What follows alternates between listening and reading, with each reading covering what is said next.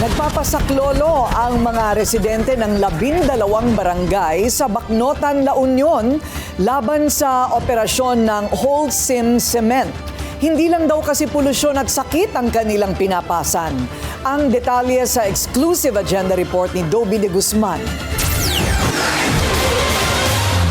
Balot na ng alikabok ang mga bahay sa Barangay Quirino, Bacnotan, La Union. Ubo, hika, namamagang mata at sakit sa balat ang idinadaing ng maraming residente. Ang sinisisi, ang alikabok at maitim na usok mula umano sa Holcim Cement na nakatayo mismo sa kanilang lugar. Si Imelda Higoy nangungonsumi na dahil sa haba ng listahan ng gamot na kailangang bilhin para sa kanyang hika at sakit sa puso. Sukin na rin ng ospital ang anak dahil sa hika, sakit sa puso at 3 beses kada linggo na kung magpa-dialysis. Nahihirapan pero kailangan kung saan-saan din kami humihingin ang tulong, lalo na sa financial. Sukin na rin ng ospital si Raymond. Nagtayo siya ng bahay bakasyonan sa tabing dagat na malapit lang sa planta ng Holcim Cement. Sa pagsusuri ng kanyang doktor, nauwi sa sakit ang madalas na pagkalanghap niya ng mga alikabok. Tubigan yung baga ko at na x-ray ako, hindi na find out na yung puso ko ay lumalaki din dahil sa mga dust na naamoy at sa mga alikabok.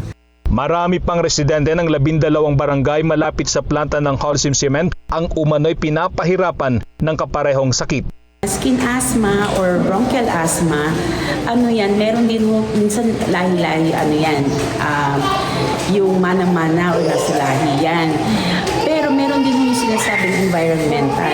Ngayon, if you are near the plant, dahil nga ho sa dust and cement, pwede mong contributory factor pa rin ang dust sa respiratory illnesses at saka pwede rin ho sa skin illnesses, mga katikate, mga allergies.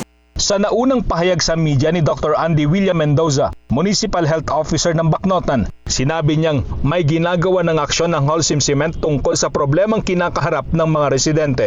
Pero ikinababahala rin ng mga residente ang umano'y pagbaon ng Holcim Cement ng mga toxic waste sa bulubunduking bahagi ng Barangay Ubog at Paagan, Bacnotan, La Union.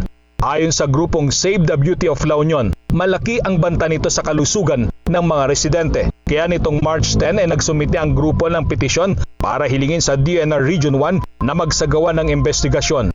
Nagkaroon na ng inisyal na dialogo ang mga residente, Save the Beauty of La Union, makinatawan ng Holcim Cement at Municipal Government ng Bacnotan. Dito na pagkasunduan na sa loob ng 10 araw, ilalabas ang resulta ng may sasagawang investigasyon. Ang LGU Bacnotan patuloy din daw nakikipag-ugnayan sa DNR para matiyak na sumusunod sa regulasyon ng Holcim at kung mayroon mang paglabag ay hindi raw ito palalampasin.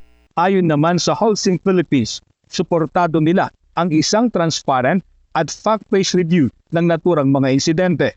Nanindigan din ng kumpanya na sumusunod sila sa mga panuntunan ng DNR at LGU ng Bacnotan. Para sa agenda, Dobby de Guzman, Billionaire News Channel, La Union. Manatiling nakatutok sa Billionario News Channel. Sumubaybay sa aming social media accounts at mag-subscribe sa aming YouTube channel para sa mga bago at eksklusibong balita.